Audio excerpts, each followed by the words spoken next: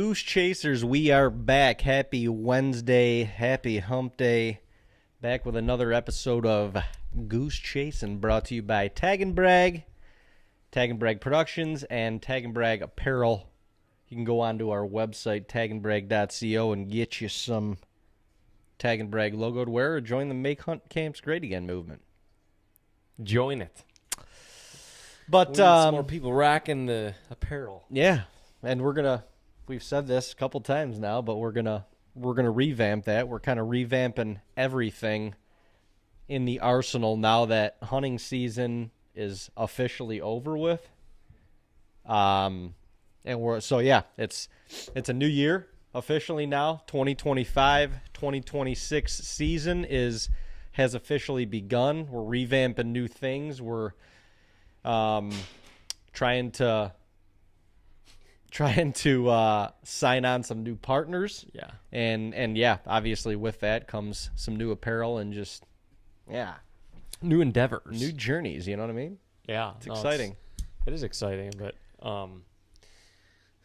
the season officially closes, but we always say this, it's never closed. Like it doesn't ever end. No, and the way that we do things, we keep the content rolling all year long. So I think one of the cool parts about us, not to boast ourselves by any means, but is that it's a never-ending story, you know, and you can join it at any time. Not that you haven't missed anything, but you can join it at any time, and it's not like, oh my gosh, what's going on here? It's just, it's just another chapter to a different part of this, really the same elongated story that we've had going for many, many moons now.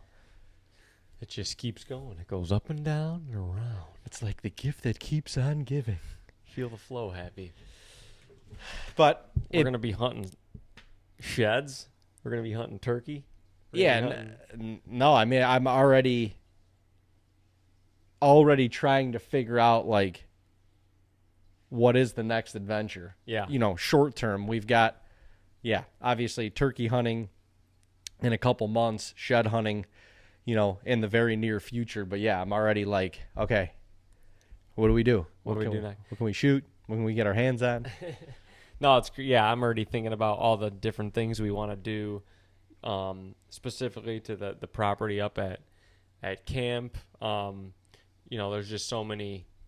I just want to walk around. We have, like, literally since December 1st, we haven't been able to go check or replace batteries in any camera.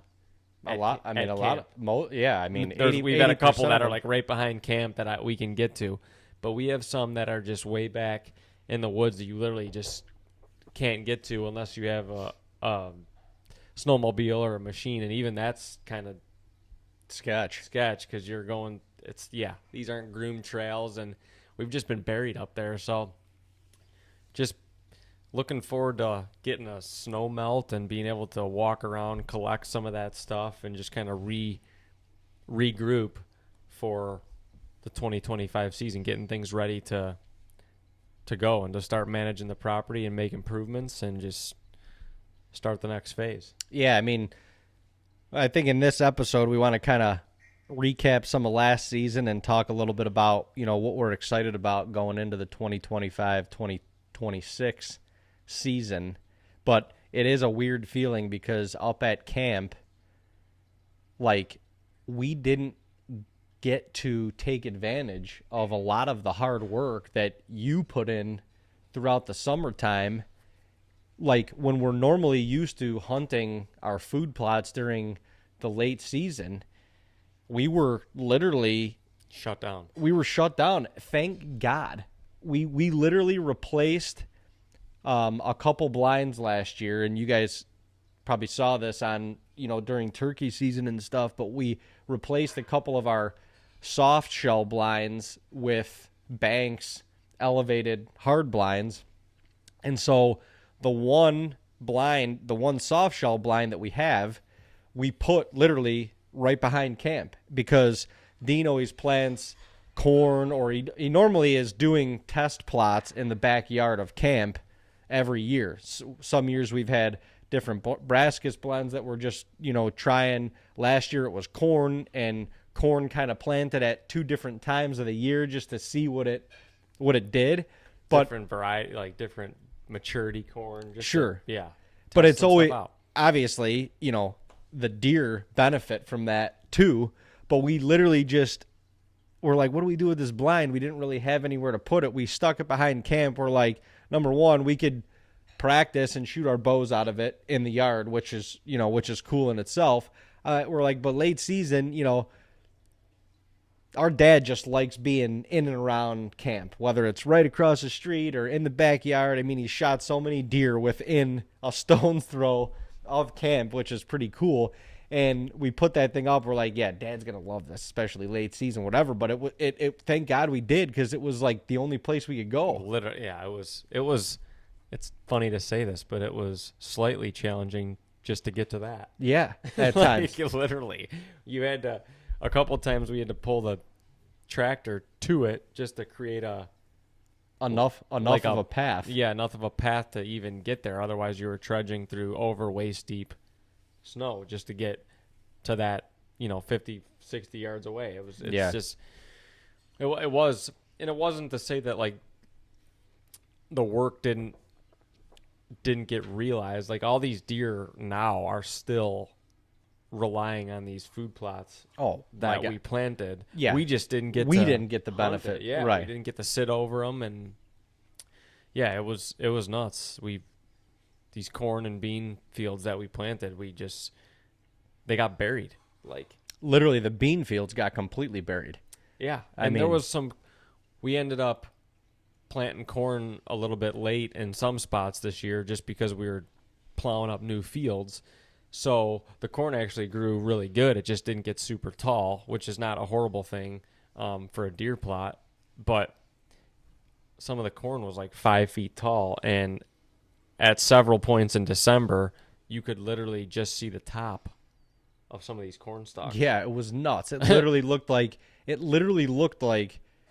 a bean field normally does with like a foot of snow. Yeah, and it was corn. Yeah. So that has since melted a little bit, and we've gotten some snow on top of it, but it's packed down enough now where the deer are using these fields just to get themselves through the winter. So that's cool. That's why we do it. It was just, as far as camp goes, yeah, it was a weird December. Like, you plant these food plots, like you say, it's basically for December. Right.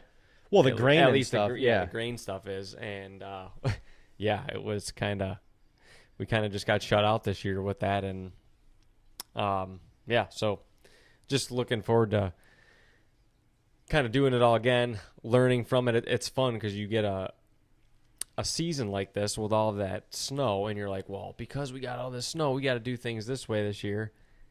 And it's like, well, you might not get all that snow this coming year. Because you might or you might not. Well, I mean, and a lot of our stuff was planted based on the last couple years where we didn't have a ton of snow. It was, yeah. And so now that we did, and even during the season, like mid-November, I'm hammering Dean. We've got to brush hog some of the corn. Like, we've got to get it on the ground. Like, that's, we've got to open up some of these fields so that the deer can come and just feed in them, and graze in them, basically, instead of, kind of walking through the corn rows and trying to feed that way. And then, the more deer that can pile in them gives you a better opportunity, especially during rifle season. And so we literally cut all this corn onto the ground, third week in November. The fields filled up. It's amazing when you cut the corn like that, how fast those deer are on them that day. Right, they know. It's like they smell it or whatever. They know that was cut. They know it's on the ground. They go out and things change. They're curious creatures, and they're on it like that night. And they were, and it was like 3 days later we get 3 feet of snow, and now all of that cut corn is now buried. Buried, and the deer aren't touching. You know, they're not, especially initially during that massive snowfall, they wanted the easy access food. Oh, yeah. So they were eating any standing corn. They were eating the pines. They were eating, you know, any shrubbery where they could just like literally walk and eat it at head level, basically. Yeah. And so they weren't digging through 3 feet of snow to get to the corn. So it's just, yeah, I don't know.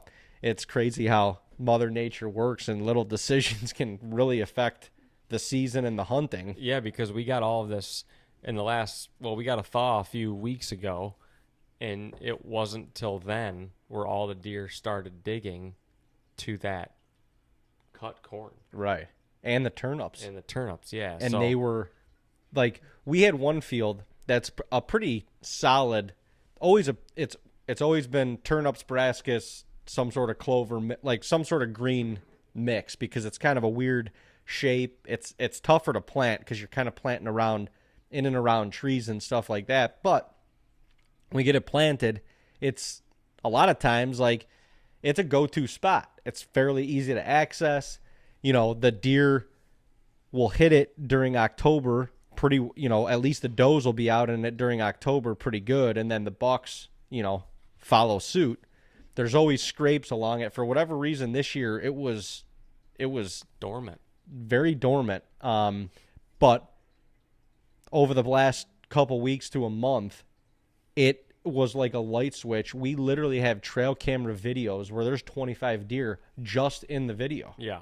No, it's 25 deer. It's got to just be a lot of the other food is finally starting to really wear out. You know, a lot of the standing corn in the area is probably gone. They've taken care of that because they were herding up and pounding it all of December and January, and now that's what's left. So now they're forced to start digging.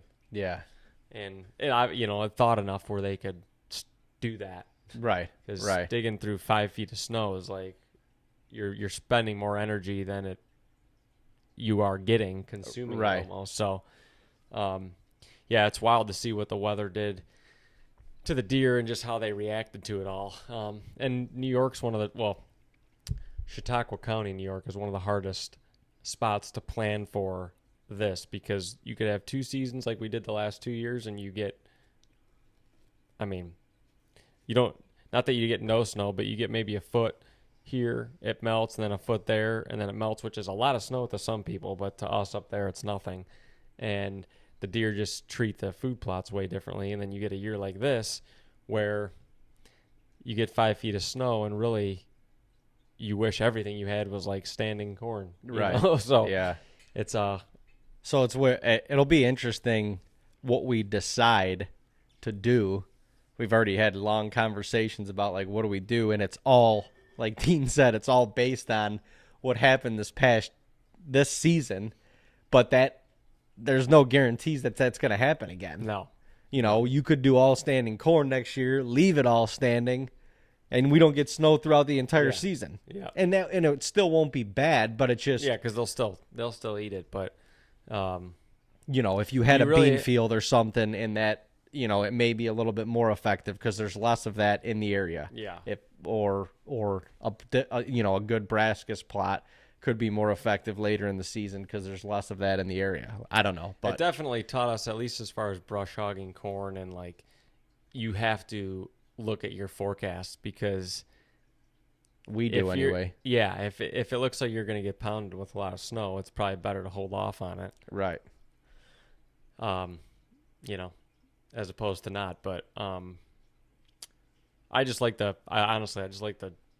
challenge of looking at all this stuff, and it's fun. It's like a fun game to play of, what should we plant and how has it worked the last couple of years, and okay, let's take the last 3 years as a whole and just average them together almost and see what works the best. Yeah. And I'm looking forward to the next like month and a half up there, and hopefully getting a little bit more of a thaw and being able to go walk and kind of see what we've missed, because there's going to be sign unlike we've ever seen before, because these deer are yarded up, and where they are, like, is going to be, you're going to know. I mean, you're going to know big time. And it's going to learn us things that we can bank for when the winter does get like this, and we know, okay, this is where they want to hold up at, or this is one of the spots that they conjugate or whatever, because you're going to know that. I mean, like I said, there's 25 head of deer just in one trail camera video in a Brascus plot. Like, there's got to be another 15 to 20. Who knows how many around the outskirts. Yep. And all those deer are just going from food source to food source together. Yeah. So and that's, I guess, to your point, the cool thing is, you know, we do so much with food plots every year, but I'm really looking forward to, like, how can we improve the cover and the rest of the property? Because you realize when you get weather like this, like, they need shelter. Down. Yeah. Like, they need thermal or some sort of snow cover, and you can't just, like, plant the pine tree and grow it 30 feet tall in 1 year. But there's things you can do to create just some cover for the deer to be able to not only go and get out of, like, wind and just blowing and drifting snow, because we got a lot of that this year, but just creating more tonnage of browse in the woods for the deer. Right now, that is what they are pounding, is just all these bushes, saplings, trees that are within head height of the deer, you can tell are getting browsed. That's what they're relying on right now, and it's really good quality food for them. Honestly, that's what these woody deer live off of. So I want to try to create more of that, just so they can have that food throughout the entire year, especially when we get big snows like this. Dude, I remember one of the last days of the season when I went up to the Ponderosa. We've got like it's an apple tree that's kind of like, it's essentially growing like a foot off the ground, but it's like uprooted, but it's parallel. still alive. Yeah. And we call it the communication station because there's always scrapes around it. Yeah. And we always have a camera around it. But I went up to hunt and then rebattery the camera or something. It was insane. Literally anything that I could reach, like reaching up with my hand, 8 feet, like up to 8 feet, 8+ feet tall, was literally nipped off. Anything that had a remote chance of growing like a bud in the spring was already taken care of. And I'm like, yeah, that's reachable food. That's what, like, that little tiny freaking bud, they're eating that. Yeah. It's tender. It's got a lot of nutritional value. It's just starting to fresh growth. Yeah. That's what they always I mean, yeah, when you plant like a winter wheat field or something and it's just fresh seed, fresh growth, a deer like that stuff. It's tender.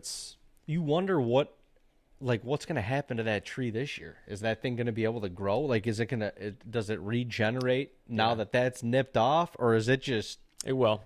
When you prune apple trees and stuff, you prune the branches, they just keep sprouting new stuff. Yeah, that's crazy. It's wild if you pay attention when you're walking through the woods and understand the different signs of them feeding. Yeah. And what they're eating, on how resourceful they are throughout the year is crazy. It's wild. You think you could walk through an area and be like, man, there's no food on this property. Where do the deer eat? No, they will find food. They figure it out. Yeah. And even up there, especially, it's even more drastic. But the hemlocks and the pines, the pine needles that they eat. A couple years ago, when you dropped a couple, 10, 12-foot pines, and literally in a week, those things looked like they just... Like you burned them. Somebody like took skeleton. Somebody just left them in their house after Christmas forever, and the pine needles are just all falling off. It would be awesome to do that. Would have been awesome to do that this year, but honestly, that was actually naturally happening because a lot of this big snow was snapping off big branches. It was knocking trees down just from the weight of the snow. Yeah. We just don't have cameras on this stuff, but in the background of some of our cameras that are back in the timber, you could see that happening in the background. So that's going to be kind of crazy to when we shed hunt just to see what the snow did to the property, because it definitely knocked trees down, and around those knocked down trees you're probably going to find sheds, and you're going to find a ton of deer cover. So it kind of happened. It definitely happened naturally this year. It was a couple years ago when I did that. I put a camera on it, so it was incredible to see the amount of deer that just destroyed this hemlock tree or series of hemlock trees. It's Mother Nature takes care of itself. I mean, those hemlock branches are like, they kind of grow at like a 45-degree angle up, but as soon as they get snow on them and they hold a lot of snow because they still have the needles and stuff, those branches start lowering to the ground, and they lower to the ground so that the animals can eat them. Yeah, it's the animals eat them, and then snow melts. And then they regenerate themselves throughout the spring and the summertime. It's just nature's crazy. You know, it kind of, if you ever raise a question about is there a higher power, is there somebody that created all this? Well, I don't think any of this all happened by accident. This is the natural flow of. Yeah, it's too much. There's too many coincidences for this to make sense. Yeah, I'm talking naturally. Yeah, it's just like how does nature design that? Right. And why do they put, like, why is, the snow belt in western New York filled with like beaver swamps that are surrounded by hemlock bottoms? Yeah. It's because nature just takes care of itself. Yep. Pretty wild. It is pretty wild. But I think it's really cool to see that the work that we have done to this property in the last 10 years has allowed deer to live there all year, not just on any winter, but on one of the worst winters that we've ever experienced. Probably the worst, honestly. Up there, because 10 years ago, after the first week of December, there weren't many deer on our property, and into the first week of January, you almost didn't see deer track. You could walk the property. Like, we would go small game hunting 15 years ago on the property, maybe in January after deer season, maybe it was February, and you would see like maybe some coyote track. I remember always seeing like a little bit of coyote track. We would never see deer track. Yeah, but they were just up and out of there. We didn't have the food. We didn't have the resources that the deer needed to kind of winter there, and it's cool to see that we're seeing a lot of deer, not just on camera, the couple cameras that we have that are still running, but just I'm still at camp. When I'm working up there, I still go to camp and just driving around an hour or two before dark. There's a boatload of deer around still. Yeah, and just to see them being able to live there through this horrible winter is cool. It just shows the work is paying off, but always room to improve it. And yeah, like we've said, there's different years, different growing seasons, different hunting seasons into the winter months. It just makes you want to do different things to make sure that no matter what scenario you get in, there's opportunistic places and times to hunt. Yeah. They're prepared and you're prepared. Right. But it was a heck of a season for us. The second half of it, we seemed to have some trying moments. But it wasn't for a lack of trying. In years past, we were just begging for an opportunity. And so I think it was cool to see this year that we put ourselves in front of a lot of opportunities. We really did. We hunt a lot, so sometimes those gaps in between opportunities might seem lengthy, so you can get frustrated. But when you look back at it, I'm like, man, we did collectively, I should say, as a whole, we put ourselves in front of a lot of good deer. Oh yeah. They just got the best of us in December and January a little bit. Yeah, but that happens. You think about, what coulda, shoulda, woulda. Dad arguably could have tried to fill a tag early in Ohio. Yep. Missed EC the last weekend of muzzleloader in New York. Would have been his biggest New York buck ever. Would have been probably his best Ohio buck and his best New York buck. For sure, yeah. So, and that was a shot that he chose not to take earlier in the season because of lower light. Deer was at like 35 yards. Yeah, we kind of collectively decided that. I mean, it was what, the second? And this is something Dave and I have talked about, but we've kind of learned, especially this year. This was like I don't know, it was a week into the season. But yeah. And this deer had daylighted already like 3 times. And we just were like, we'll get a crack at him. And, yeah, it was one of those times where early season with so much foliage on the trees, like when you're in the woods or even on the edge of the woods, it is so dark. Like 10 minutes after sunset. Right. It's getting low light, especially with cameras. And it goes quick. Like, this particular encounter, I think, was about 18 to 20 minutes after sunset. And it was like, if I wasn't looking at the deer in the camera frame, it was hard to pick them out in the woods. Right. And, it was tough. We were in a blind too, which makes it even 10 times tougher because it's super dark in there. It's hard for your eyes to adjust going back and forth from in the blind to outside the blind. It was just pins, trying to look through your peep sight. It was a challenging hunt. And we're just like, and in the moment too, it would have been about, a 30 to 35 yard shot. It would have been a 35-yard shot. And we're just like, let's get a better one. Yeah, let's try to get a better one. So that deer drifted off, and we were like, damn, that's crazy. But we felt confident we'd get another opportunity. Well, I think the deer showed up on camera a few more times, but then, I mean, he probably got shot. He disappeared after that, and we haven't seen him since. So, but I guess it's just crazy. Like, we had a great season. Yeah, we did. We had an awesome season. Super grateful for it. But to your credit, we put ourselves in so many more opportunities that it's like, wow, if we can, I don't know, a couple of them opportunities. Like hunting is hunting. You're never going to capitalize on 100% of the opportunities you get. It wouldn't be as addicting. It wouldn't be as fun if that happened. But we're like, man, if we could have picked up a couple of these in December, I mean, think about it. We would have just. If Dad fills one of the 2 tags, there's one more. You could have filled another tag in Kansas. That's another one. Uncle Jay could have tagged out in Tennessee. That's another one.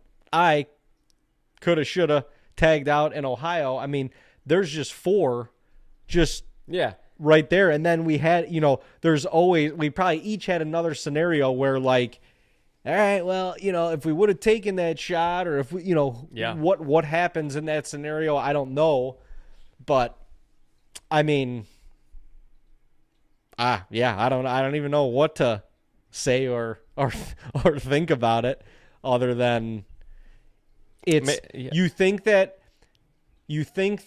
or you start to think that when you're in the position that we are. We've kind of put ourselves out there. We've made a career out of this.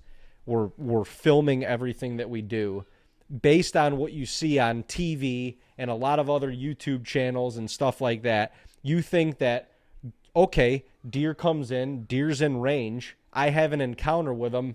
That's good enough. Yep. Like, that should be it. That's my opportunity. Here I go. Now just start taking the pictures now. Yeah. Start planning out where he's going on the wall. Start the fryer. Cutlets are going in it, and that it's literally not even close. No, it's not even freaking close. It is so funny because when you're hunting on a week-to-week basis, and you're just like, man, God, give me one, just give me an opportunity, and it's like that is just the tip of the iceberg right there. Right. Like, well, dude, think about it. We got a lot of them.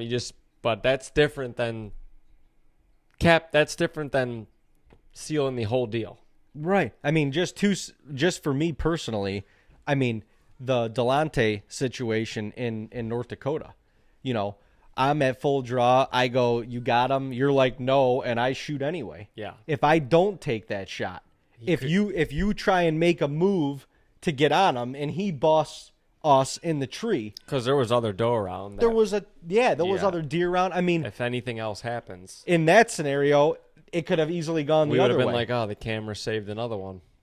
If during rut week, I shoot Brock on the first night that I'm there, and then I'm not in the Flemish and shoot Wonder Boy the next morning, then Uncle Jay doesn't get a chance at Brock. And then, like that whole week goes different. Oh, yeah.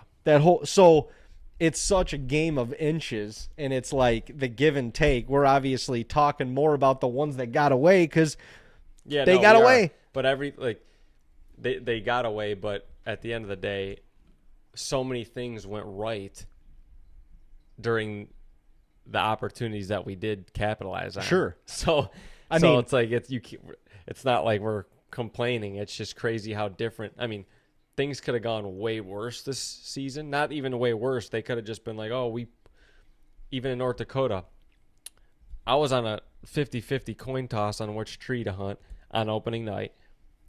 David we talked collectively, but kind of persuaded me to be in a specific spot. If I would have been in the other one, not only would it not have happened, but I could have messed up the rest of the week, at least with that particular deer, because my exit would have been extremely difficult. You'd have been walking past. I would have had to have gotten by the deer and probably bumped them, and who knows what would happen. So there's so many little things like the Freddy hunt.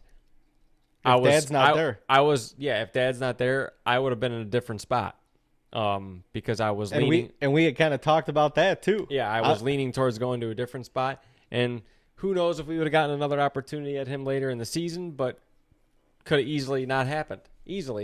So I mean, the morning that Uncle Jay shot Brock, he went in late, didn't know where he was going to go when he woke up that morning, and just had a feeling, went in. He freaking saw the ass end of that deer without even knowing it was him, threw a grunt at him, and the deer freaking ended up at the base of his tree. Yeah. Like, wild. You want to talk about a game of inches, and once again, I think, that's why we continue to chase, because you could script it as much as you want in your head. You could read the trail cameras, you could read the sign, you could have it quote unquote figured out, and you never have it figured out. No, you don't. So many things have to go right for it to go right. Yeah. Like so many things have to go right. It's way easier to miss. Oh, it is way easier to miss. Even with a gun, honestly. Yeah. Well, at least with a muzzle loader. Well, no, with a any gun. You could have a 6.5 Creedmoor that could shoot a country mile, and you could shoot a 1.5 feet behind that thing's ass at $1.50. Oh, because you forgot you dinked the scope. But 2 weeks. No, it was an awesome season. We appreciate everybody following along. Obviously, what for you, like if you had to pick a moment or a high of the season, what would it have been for you? Oh man, I mean, personally, I don't know. Both of the deer I shot, I don't know. Yeah, they were both just kicking off the season in North Dakota on opening day was insane. Yeah, especially like on that the deer too. I killed. It wasn't about. I mean, he's a 150-inch deer, so he's incredible buck. But it wasn't about that. It wasn't like it was a 200-inch deer.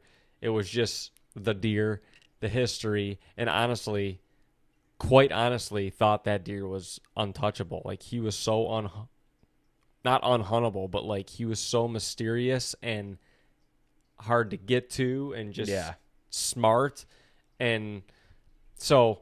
To be able to pull off that after a few years of hunting the deer and just knowing how, that deer eludes a lot of rifle hunters throughout the year. He's a mysterious prairie roaming buck. Oh, dude, and they get, like, they're all deer, especially when they get to that age. They just get mysterious. Yeah. But out there it's you're crazy. Like, what the hell? And you just... I always like picture what the deer goes throughout the whole year, and the winters up there are just out of control. Like even a couple weeks ago when it was cold here, I'm looking in North Dakota, and it's, the temperatures are -20 with a 30-mile-an-hour wind. Yeah. You're looking at negative mid-50s and wind chill. Yeah. I don't know. It just, what they have to go through to survive throughout the whole year out there, aside from getting hunted, is just incredible to me. So to be able to put my tag on that opening day and then being able to like sit with you for the Delonte hunt and film that, I don't know. That was just, yeah, it was pretty picturesque. Tough to. It probably won't be topped, at least in North Dakota. So yeah, I mean that was pretty special. And then I got to do it myself again in Ohio in New York on my best bow kill. Yeah, up there. like in a blind that you were adamant on moving for the last like 3 years. Yeah. Put it in a spot, and it was put in literally 20 yards from where you kill that deer. I mean, it's pretty nuts. Because if the blind wasn't moved, I wouldn't have been in the blind because the wind wasn't good. It just for the hunt, you don't. It wouldn't have been good for that setup, and it just wasn't good to access it in and out of there. So we made the move, and it helped put a tag on that deer. Like it did. So yep. Seeing those things, like you said, everything has to go right, but seeing like the decisions from observing the last couple years and making that move, and then it worked, you're like, okay, this is awesome. Like it was it was a cool feeling. And then it's a good year. Put my tag on 2 great bucks. You always want more. You do. Yeah, you always want more, especially when you hunt this much in as many states as we do. But yeah, I'm super grateful to be able to put my tag on those $2 and just get the opportunities at them. And had a couple more that didn't pan out the way I want them to, but I'll bounce back. Yeah, we will. How about you? What was your? Well, I mean the whole North Dakota experience was about as good as it gets. Yeah. Like the Delonte hunt, for you and I to be there together. I know the shot, like the impact wasn't on film, It didn't but even like matter. number one, if I'm in that stand by myself, I don't think I see him where he came from. Yeah. No. Definitely don't film him coming, like literally backdooring us. Right. And then just the the adventure of getting that deer out was oh my God, nuts. I mean, Kane came in, thank God, with the cart. But we were, 3/4 of a mile from the road, and the way that route that we had to take probably made that walk close to a mile. Yeah. I mean, you had to go, number one, going through, you're trying to take the shortest distance you can through beans just so you don't knock down beans. Destroy them, yeah. And then, this deer died literally right in the middle of the dead middle of this massive 800-acre bean farm. Yeah. And, they don't want to, they're not wasting any space up against tree rows or anything, so, like as far as planting goes. So it's not like, I get to a tree row and I got all this room to drag the deer. Yeah. That's not the case. They had a lot of water up there this year. Yeah, so anything, like The all the lakes sloughs and stuff way were out, even into the beans in some spots. So Right. you couldn't go through like the shortest distance to the truck we couldn't even take because we had to basically go through a lake to get there. Right. So we had to go way up and around it. That was nuts. Not to mention, it was like getting this deer out through the Amazon because the freaking mosquitoes and the bugs, as soon as you turned any sort of light on. Oh, it was like every mosquito in a square mile was coming to you. Not to mention you have a dead animal, so it was just, that was insane. And he's in full velvet, so you're not trying to be you're careful. not grabbing horns and dragging. No, you're trying to preserve that velvet because it's right at the time where it's going to come off, and yeah, And, once again, that deer, the year before, I had him at 30 yards, right at low light, thought he was coming in, thought I was going to get a closer shot, never did. So kind of felt like I missed that opportunity. And he was such a mysterious deer. Yeah. Once again, like you just didn't know when there was no pattern as to when he was going to daylight. Like he would show up on a camera that he's never been on in daylight for the first time. Yep. And then he wouldn't go back there. And then he wouldn't go back there. Yeah. And then it was like, dude, what is, like, this deer is deer crazy. Are very, like, they can be so unpatternable out there because they're very, like, we call them prairie roamers. Like, they just might roam, like a pronghorn. And then, if they come across food in their path, they're going to stop and eat, and they might browse in a certain area, and then they just kind of keep going. Yeah. It's like they're so mysterious because you wonder, you're like, what is your end goal? For the evening, right? You're literally walking through food. Is there an end goal? Probably to go to another food source, and Yeah. You're just like, yeah, what are you doing? Yeah, and there's the food out there at that time of year is abundant with the soybeans. Yeah, so there it is. Like you'll get them on camera, 1.5 miles apart, within several hours. Yeah, and you're just like, what are you doing? Yeah, and where did you go after that? Yeah, and why? Yeah, but. Yeah, that whole experience and doing it like 3 days apart and then having the rest of the week to just kind of soak it all in and get Kane into the woods and stuff too. It was, that couldn't have been better. And then obviously, the New York deer that I shot, kind of a weird thing. Like last year, we never saw that deer he was always hanging with the deer that my dad shot last year in all summer, watched them grow up in velvet. And then throughout the rut, we never really saw him.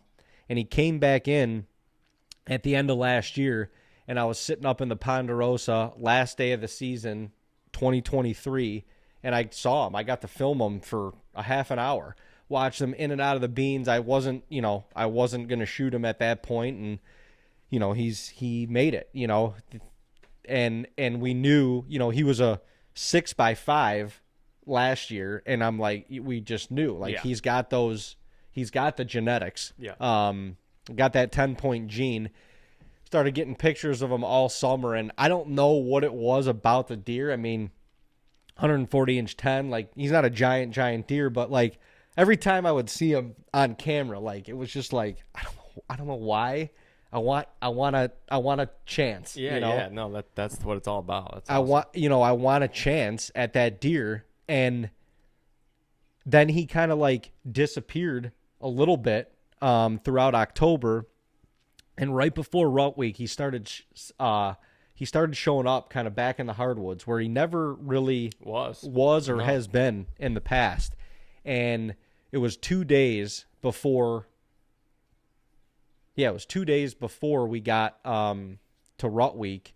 He was back in a spot that we call the Flemish, and he was up, literally hitting a scrape up in the branch, literally on his hind legs, up in the branches in daylight. It was like one in the afternoon or something. Yeah, it was right in the middle of the day. I'm like, man, he is feeling it right now. So I get up there the next day. The wind wasn't right to be back there. I am all the way on the other side of the road. I don't know, probably close to a mile from where I ended up shooting them. And I go in. I had an awesome hunt. I was the first one up at Cam for rut week. And the last buck that I saw that evening was Brock, which was another one of our quote-unquote shooters. And he kind of caught me off guard. He wasn't like real rutted up at that point.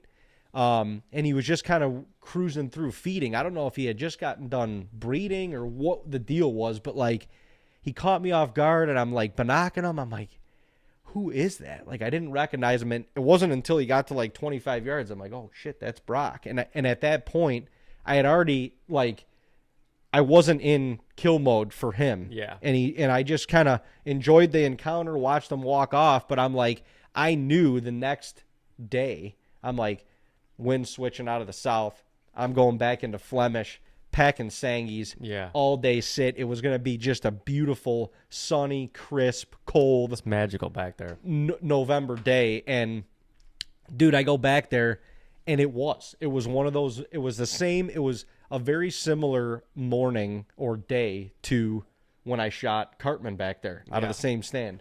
And I go back there, I'm seeing deer right off the bat, bucks chasing, whatever, and that deer comes in, or I hear a grunt, and I don't know why. Like, when I heard the grunt, I was like, it was kind of like a bitch grunt, honestly. Like, it wasn't like a throaty, but I'm like, I feel like that's him. And I got my cameras on and everything before I even saw the deer. It was just like a feeling like that's him. Yeah. And then all of a sudden, he was 25 yards in front of me. And the coolest part about all that, Dean was already tagged out, so he got to come back. We got to recover the deer, take pics, awesome, like, scenic, just everything was picturesque. But then I think the thing for me that I liked about the whole scenario the most was that my dad's literally, we've had this property for 4 years? Yeah, 5? 4 or 5, yeah. He's never hunted back in this hardwoods yet. He's got his spots that he likes to go to, whatever. He's never hunted back in this hardwoods. And what got me into this is my dad taking me to the hardwoods of New York at a young age, and the woods would blow up during the rut. And it was just awesome. So it was kind of like a reverse thing. We hung you and I hung a camera stand in the Flemish.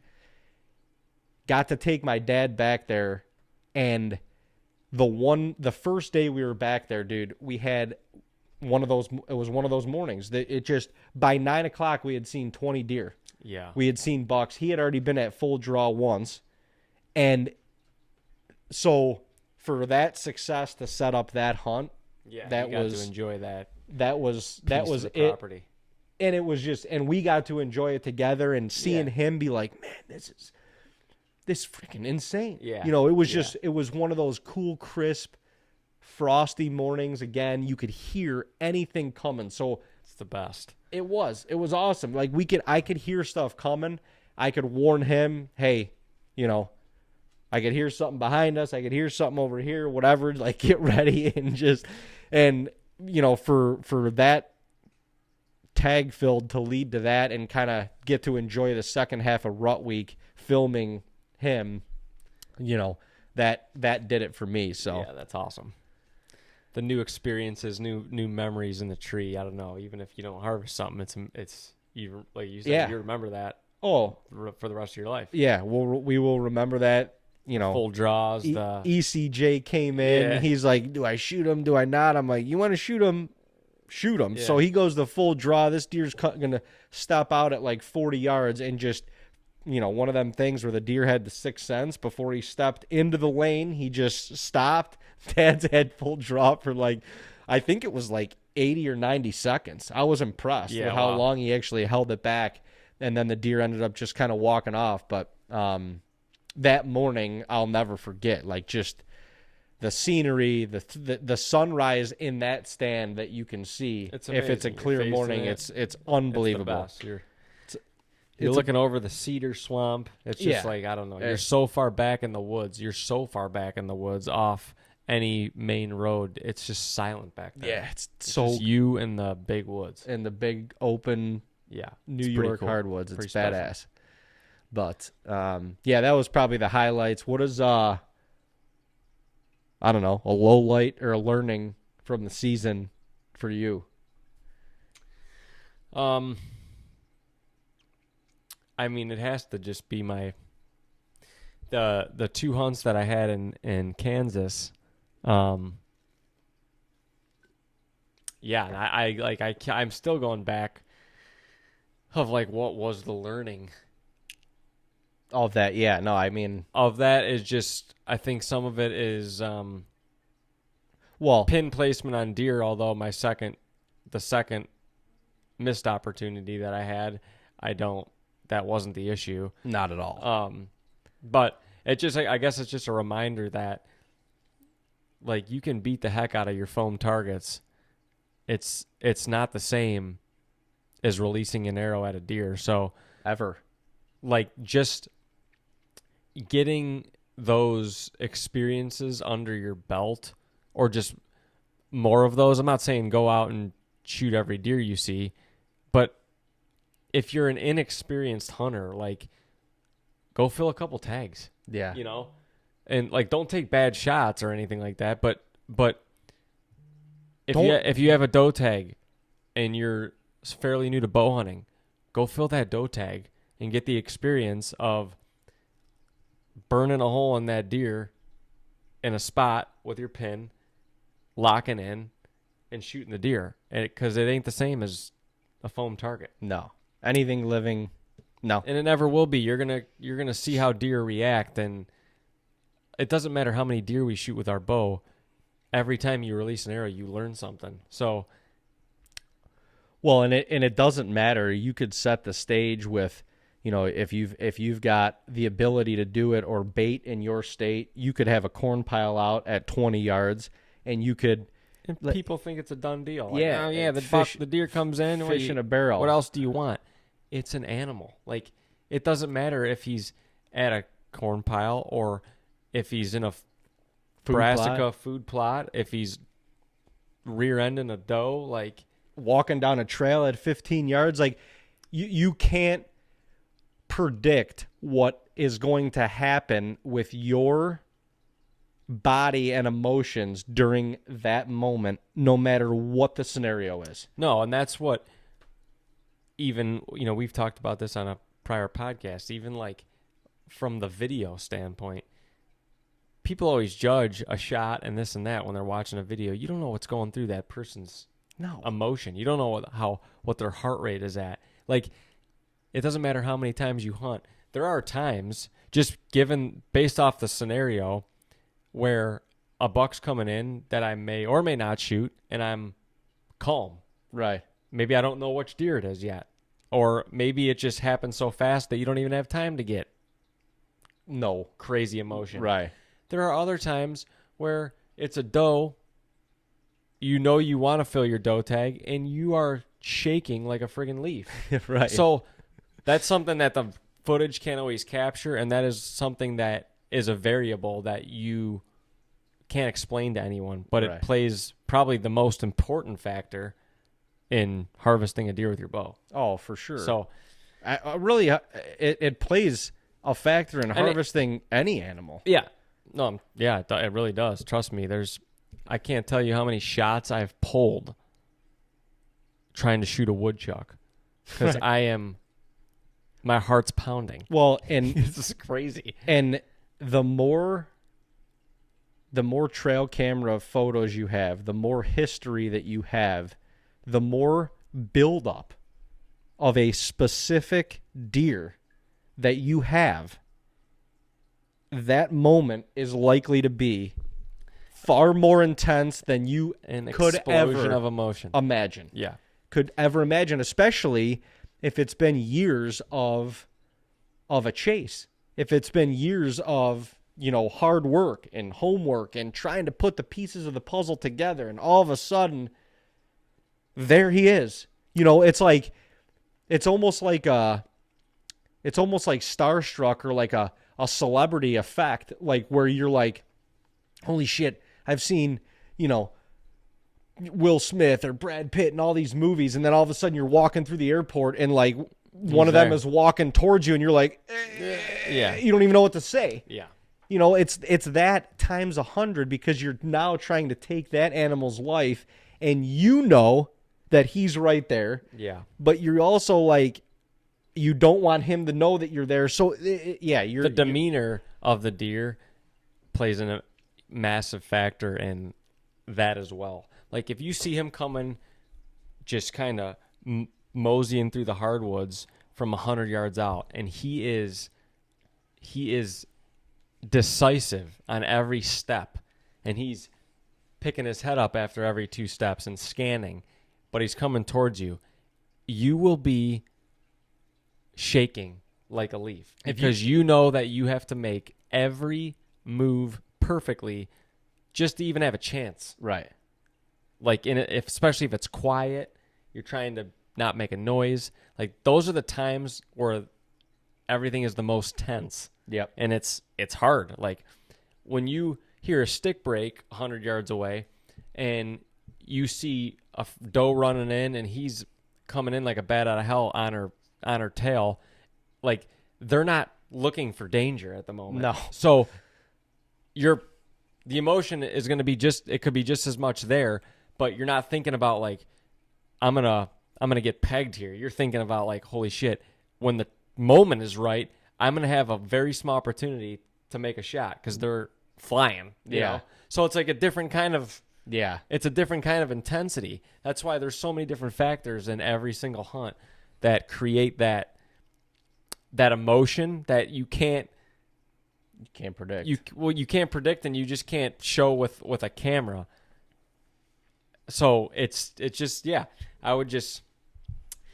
don't know. You just learn that you're never going to master the sport of hunting. Every hunt, every encounter is different, and you're going to learn from every one. You just get better, and the more experience you have, you just use that experience to make as best decisions and compose yourself the best you can. But it's not going to happen every single time. It's not. That is the art of bow hunting. You just use those experiences to try to capitalize as best you can, and the highest percentage that you can. But yeah, you can go on a hot streak for 3-4 years, and maybe you release 8 arrows, and maybe you 10 ring all 8 of those deer, and you're like, you get this feeling in your head. You're like, I'm lights out with my bow, and then you might shoot 4 arrows the next 3 years that, unfortunately, you just you haircut a deer, you miss, you hit him in the shoulder, and then you're going back to the drawing board, scratching your head, going, what the hell happened? Well, it's just every circumstance is different, and you just got to get back on the saddle and keep going. Yeah. It's not easy. No. The roller coaster and the highs and lows of hunting, and especially bow hunting, are hard. They're hard. It's like the lows are, I would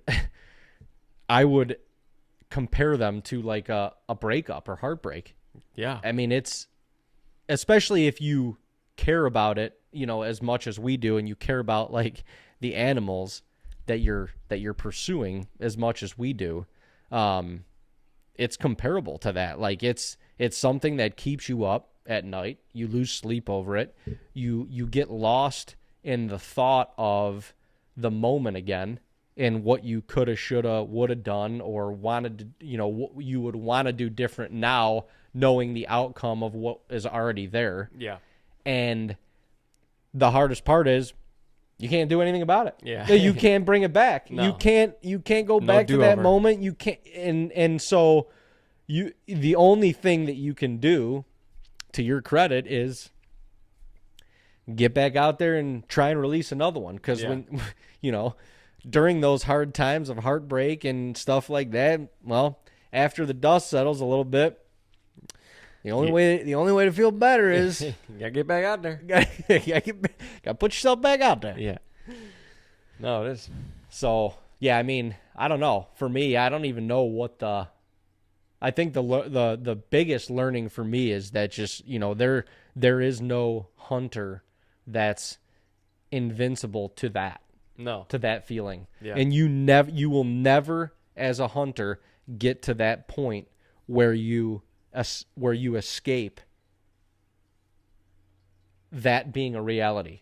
No. Of your, or of a reality of your season or part of your season or whatever. And, I'm grateful for the fact that we get the opportunity to hunt far more than we ever used to and we ever thought possible. So, for me, in the scenario late season here in Ohio, like, I already filled 2 tags. It didn't really diminish the heartbreak feeling for me, but my freezer's still full, that part of it's still fulfilled. For somebody else that's been hunting all year long, and like they get to January 16th and there's 2 weeks of the season left, and that was their opportunity. Yeah. Like, that amplifies it times whatever. Yeah. But like it's still hard for, still very difficult for me to take.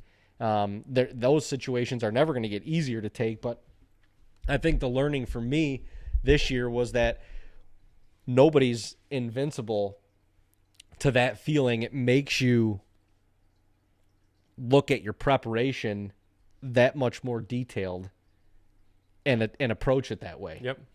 And there's certain variables that, that we can't control, and that just is what it is. But at the same time, you learn from every hunt. There's no doubt about it. You learn from every hunt. The ones that don't go the way that you want them to go are amplified learnings. But yeah, there's nobody that's invincible to that. And whether that's fortunate or unfortunate, it's the reality of the situation. And yeah, I mean, there was scenarios and kind of goals in my head that I had for myself personally for this season, and filling an Ohio tag after a decade of not in my quote unquote home state was one of them. And having the opportunity and putting ourselves in that opportunity, not just being complacent on our normal spots. Like, this was a spot that we had never hunted before. Yeah. And it literally took me 2 hunts, and I get into that. We put ourselves, I know you weren't there, but collectively we built it. We built the scenario for ourselves. And yeah, to not have that go through, or to have that opportunity and not be able to make good on it, I'm super hard on myself for that. Yep. But once again, we're not all invincible to that feeling or that scenario.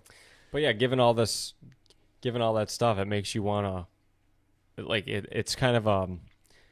it's a bittersweet feeling. The season officially comes to a close, but it's a refreshing start. Go back to the drawing board. It's new.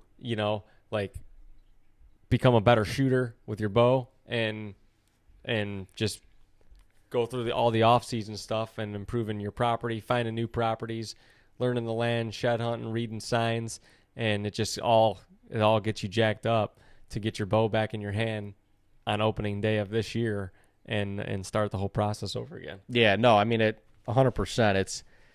I was ready.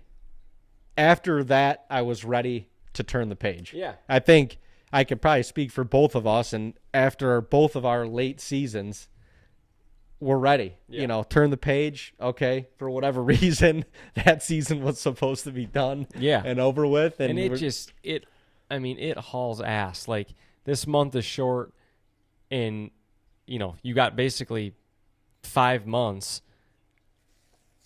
Couple that with turkey season, you're planting food plots. Like, before you know it, you're in the thick of summer and you're ready to roll. Right back into it. Yeah. So it is so fast.